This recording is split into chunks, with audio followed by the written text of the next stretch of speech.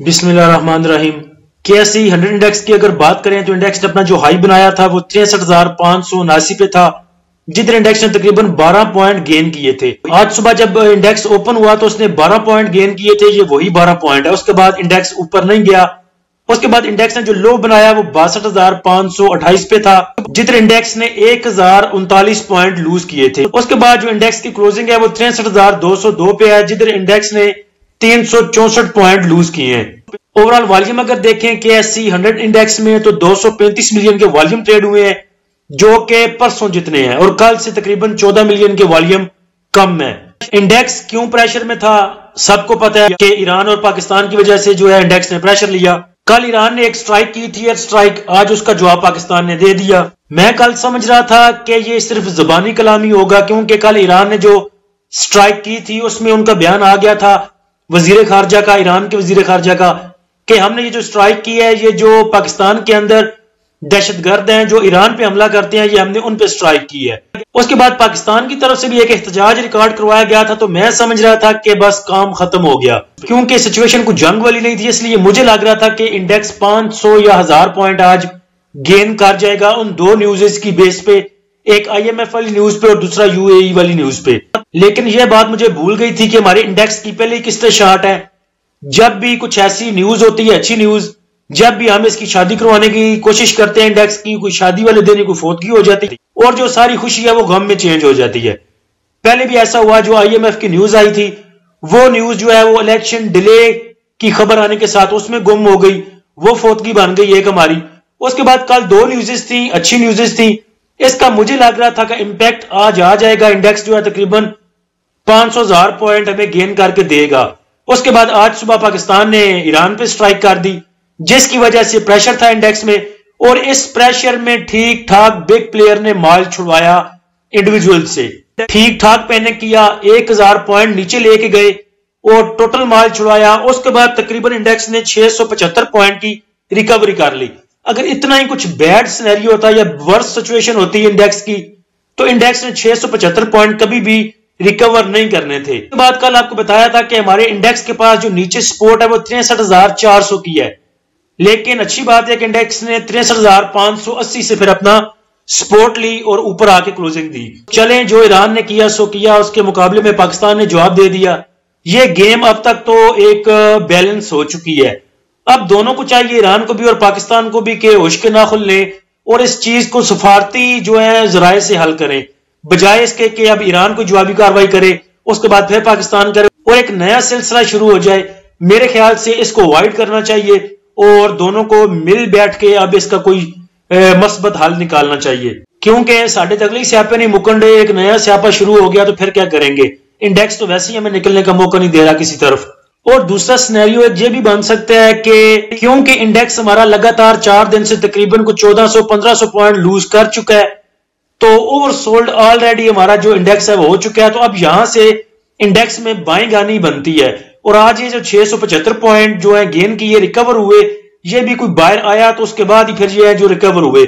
अगर कोई भी आके बाय ना करता तो इंडेक्स की कंडीशन कुछ और होनी थी। अगर तो कल इंडेक्स हमारा, ये जो पीछे दो न्यूज़ेस गुजर चुकी हैं, IMF वाली भी, उसके बाद ये जो न्यूज थी UAE वाली वो भी, उसके बाद डॉलर प्राइस हमारी जो है वो मुतवातर कम हो रही है, उसके बाद और भी अच्छी न्यूज़ेस है बहुत सारी। इलेक्शन भी टाइम पे हो रहे हैं, नजर आ रहा है कि हो जाने हैं इलेक्शन, तो मेरे ख्याल से कल वाले दिन कुछ मूव मिलनी चाहिए। और अगर जुम्मे वाले सेशन को देखते हुए कल रेंज बाउंड सिचुएशन रहती है तो मंडे ऑनवर्ड एक हमें अच्छी मूव इंशाल्लाह मिल सकती है, और इंडेक्स उम्मीद है कि जा सकता है फिर 64,000 या उससे ऊपर की हमें जो है वो दिखा सकता है। दूसरे नंबर पे मैं आपसे तब से सर खपा रहा हूं जब हमारा इंडेक्स 67,000 पे मूव कर रहा था कि इसका कुछ कर लें, अपने जो कैश है उसको वापस लेके आए और सिर्फ 1-2 स्टॉक में काम करें। इंडेक्स बहुत ओवरबॉट है। मेरा जाती तजर्बा है कि जितना हम 6 माह में डे ट्रेडिंग से कमाते हैं, किसी में लॉस किया, किसी में थोड़ा सा प्रॉफिट बुक किया,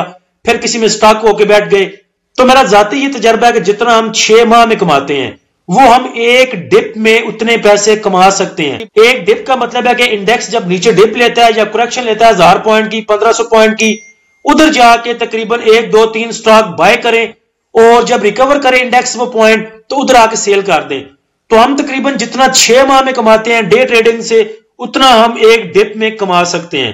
لیکن پھر وہی بات کہ کھجلی والی، پورٹ فولیو میں پیسے پڑے دیکھ کے کسی سے بھی صبر نہیں ہوتا. کئی ایسے بندے ہیں جن کو میں ذاتی طور پہ جانتا ہوں، بڑی مشکل سے ایوریج کر کے کسی سٹاک سے جان چھڑوائیں گے، اگلے دن یا اسی دن پھر کسی اور نئے سٹاک کو بائی کر لیں گے.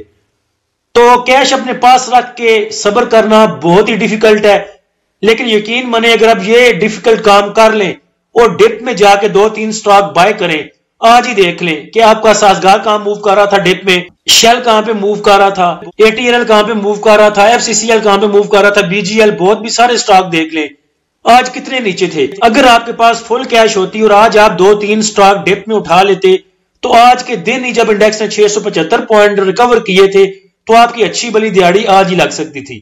لیکن نہ آپ کے پاس کیش ہے، نہ آپ بائی کر سکتے ہو. ٹاپ ایکٹیو سٹاک میں دیکھیں تو کے ای ایل میں سب سے زیادہ والیوم جنریٹ ہوئے 59 ملین کے، پی ای اے میں 40 ملین، ڈبلیو ٹی ایل میں 35 ملین کے، ہاسکول میں 33 million, P T C 25 million, Synergy 20، bank of Punjab 18 million, P I B T L 18 million, P P L 11 million, trade 9 million. Top point contributor میں دیکھیں تو پول نے 21 point, N A T F 18، Engro 16، H M B 15، E P C L 7، A K B L 6، M L C F 4، M C B 4، P T C 4، T R G 3 point.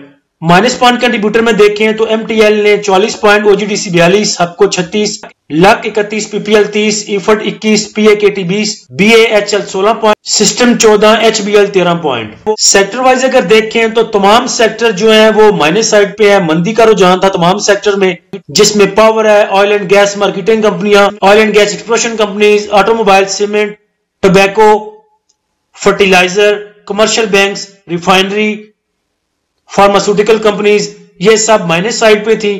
اور positive side پہ صرف food sector تھا، اس کے بعد chemical sector, real estate sector. اور chemical میں آپ نے دیکھا کہ ای پی سی ایل سارا دن آج گرین رہا. کہ کئی بھائی مجھے آ کے پوچھتے ہیں کہ آپ نے فلاں سٹاک لیا ہوا ہے، فلاں آپ نے سیل کر دیا، آپ نے فلاں سٹاک لیا تھا بھی وہ نیچے گیا ہے کہ آپ نے وہ سیل کر دیا ہے. تو ایک بات مائنڈ میں رکھیں، میں نے کبھی سنا تھا کہ خوبصورتی جو ہے وہ دیکھنے والوں کی آنکھوں میں ہوتی ہے، تو یہ بات مجھے سمجھ نہیں آتی تھی. بعد میں جا کے سمجھ آئی کہ ایک بندی بندہ آپس میں وہ پیار کرتے ہیں یا ایک دوسرے کو اچھے لگتے ہیں، تو اس میں سے لڑکا جو ہے وہ کئی لوگوں کو اچھا نہیں لگ سکتا. ہو سکتا ہے کہ کوئی ایک لڑکا ہو جو مجھے بھی اچھا نہیں لگتا ہو، میں اسے پسند نہ کرتا ہوں، آپ بھی اسے پسند نہ کرتے ہوں، لیکن اس کی بندی جو ہے وہ اسے بڑا پیار کرتی ہو، تو اس بندی کی نظر میں اس بندے کی جو خوبصورتی ہے وہ اسے نظر آتی ہے، کیونکہ اس بندی کی آنکھوں میں جو خوبصورتی ہے وہ اس لڑکے کو دیکھتی ہے. تو سیم اسی طرح سٹاکس میں دیکھیں تو جو پروفٹ ہے وہ مقدر کے ساتھ ہے. کوئی بھی سٹاک جو ہے وہ پروفٹ والا نہیں ہو سکتا، بلکہ مقدر بھی آپ کو پروفٹ دیتا ہے. ہو سکتا ہے کہ شیل میں نقصان کروں، لیکن اسی شیل میں اسی دن کسی اور بائی کو اس میں پروفٹ جو ہے وہ جنریٹ ہو. تو اپنے حساب سے موو لیا کریں. میں تو پہلے بھی کتنی دفعہ کہہ چکا ہوں کہ میرے جو فضول پیسے ہیں وہ میں نے سٹاک مارکیٹ میں جو ہے انویسٹ کیے ہوئے ہیں، تو مجھے پروفٹ ہو نہ ہو میں تو چپ کر کے لے کے بیٹھا رہتا ہوں. جتنی دیر تک مجھے پروفٹ نہ ہو میں کوئی بھی سٹاک ریلیز نہیں کرتا. پہلے میں جلد بازی میں بائی نہیں کرتا، اور اگر میں بائی کر لوں تو اس کو پھر جلد بازی میں پینک ہو کے دیتا نہیں. تو لہٰذا آپ اپنی اسٹریٹجی دیکھا کریں، مجھے نہ دیکھا کریں، اپنے مقدر لڑائیں. اسی لیے آپ کو میں سب باتیں جو ہے پوری طرح کھل کے سمجھا دیتا ہوں کیا کرنا ہے، کیسے کرنا ہے. اب وہ پھر دوڑ اپنی نیوزز کی بات کریں تو نیوزز آپ کو پتا ہے وہی سب پازیٹیو نیوزز ہے، پیچھے کوئی بیڈ نیوز نہیں ہے، بس ایران اور پاکستان کو لے کے. وہ بھی آج میرے خیال سے بیلنس ہو چکا ہے کام. تو ڈالر ایکسچینج ریٹ کل کے مقابلے میں تقریباً 12 پیسے اور نیچے گیا ہے. ڈیفرنس زیادہ اس لیے معلوم ہو رہا ہے کہ کیونکہ پہلے فگر 280 کا تھا، اب جو فگر ہے وہ 279 کا ہے. اس کے بعد پاک سوزوکی موٹر کا نوٹیفیکیشن آیا جی، وہ اپنے شیئر جو ہیں وہ بائی بیک کرنے کے لیے تیار ہے 609 روپے پہ. پہلے میرے خیال سے 409 یا 406 تھا، اب 609 ہے. تو اس کو لے کے آج کچھ رجحان تھا پاک سوزوکی موٹر میں، کیونکہ اگر 406 سے یا 409 سے 609 ہو سکتا ہے تو 50-60 روپے نیکسٹ بھی آگے بڑھ سکتے ہیں. تو اس لیے پاک سوزوکی موٹر آج موو کر رہا تھا. جب میں نے دیکھا تو 618 پہ، 620، 615 پہ موو کر رہا تھا. اٹک ریفائنری کی جو ہے بورڈ میٹنگ اناؤنس ہو گئی ہے. میٹنگ ہونی ہے ان کی 5 فروری کو. اور آپ کو پتا ہے کہ اگر کچھ ریزلٹ آ جائیں کسی سٹاک کے، اگر ریزلٹ اناؤنس ہو بھی جائے کہ ہم نے اس پہ 5 روپے ڈیویڈنڈ دینا ہے، 10 روپے ڈیویڈنڈ دینا ہے، اور ڈیویڈنڈ دینے کی جو ڈیٹ ہے وہ تھوڑی آگے ہو، 15 دن، 10 دن، تب بھی وہ سٹاک جو ہے وہ اچھا پرفارم نہیں کر سکتا. تو اٹک ریفائنری میں بھی ابھی ہے تقریباً کچھ 12-13-14 دن ہے. تو جب یہ بورڈ میٹنگ نزدیک آئے گی تو پھر اٹک ریفائنری آپ کو اچھی موو دے سکتا ہے. اس کے بعد ہاسکول کی بورڈ میٹنگ ہے جی 22 جنوری کو، لیکن یہ فائنینشیل ریزلٹ کو لے کے نہیں ہے بلکہ ادر دین فائنینشیل ریزلٹ ہے. ہو سکتا ہے اس میں کچھ مٹیریل انفارمیشن بھی آ سکتی ہے یا انٹرم ڈیویڈنڈ آ سکتا ہے یا کچھ بھی آ سکتا ہے. اس میں فی پی لی پی ابھی تک آیا کوئی نہیں. جب فی پی لی پی آئے گا تو انشاءاللہ یاد رہا تو ابھی لگا دوں گا، ابھی نہ لگا سکا تو صبح انشاءاللہ پری اوپن مارکیٹ میں لگا دوں گا. ویسے مجھے اکثر بھول جایا کرتا ہے پری اوپن میں فی پی لی پی لگانا، لیکن پوری کوشش کروں گا کہ مجھے یاد رہے. اس کے بعد نیکسٹ اگر ریزسٹنس اینڈ سپورٹ لیول کی بات کریں تو انڈیکس کے پاس نیکسٹ جو ریزسٹنس ہے وہی ہے جو کہ پہلے سپورٹ تھی. پہلے 63,400 پہ سپورٹ تھی، اب وہی آپ کا ریزسٹنس لیول ہے 63,400 کا. اس کے بعد 63,800 اور اس کے بعد 64,000. اور اگر 64,000 کو بریک کرتا ہے تو پھر نیکسٹ ہمیں جو ہے ایک تیزی مل سکتی ہے. اس کے بعد انڈیکس کے پاس جو نیچے سپورٹ لیول ہے وہ 63,000 پہ، اس کے بعد 62,800 پہ، اس کے بعد تقریباً 62,400 پہ. بڑے پلیئرز نے آج فائدہ اٹھایا. ایک نیوز تھی، کہہ سکتے ہیں آپ کہ وہ انڈیکس کے لیے پریشر والی نیوز تھی، لیکن اس نیوز کی بیس پہ پینک ہو کے سیل کرنا بنتا نہیں تھا. اونے پونے داموں میں اپنے شیئر اٹھائے ہوئے دینے بنتے نہیں تھے. ٹھیک ہے نیوز ٹھیک نہیں تھی، میں بھی تو آپ کے سامنے ہوں، میں لے کے بیٹھا رہا. گروپ میں پولنگ کرائی تھی، ہمارے زیادہ جو ممبر ہیں گروپ کے ان سب نے پینک ہو کے سیل نہیں کیا. تقریباً 14-15 بندوں نے پینک ہو کے سیلنگ کی. تو آپ بھی اگر چاہتے تو ہولڈ کر سکتے تھے. بعد میں انڈیکس نے 675 پوائنٹ جو ہے ریکور کر لیے. کل سے امید ہے انشاءاللہ نیکسٹ جو ہے اور بھی آگے اچھی موو دکھا سکتا ہے. تو ایک سٹاپ لاس ہے آپ کے پاس تقریباً 62,500 62,400 کا. جو ہمارے بھائی کسی سٹاک میں سٹک ہیں اور ان کے پاس کیش پڑی ہوئی ہے ان کے پاس آج اچھا موقع تھا ڈپ میں ایوریج کرنے کا. اور جن کے پاس کوئی سٹاک نہیں ہے جو 100% کیش پہ ہیں وہ نیکسٹ جو ہے کل 1-2 ٹریڈ لے سکتے ہیں. تو سٹاک میں گال ہے، گال کی جو کلوزنگ ہے وہ 63.82 پہ ہے. اس کو آپ جو ہے وہ بائی کر سکتے ہیں ادھر.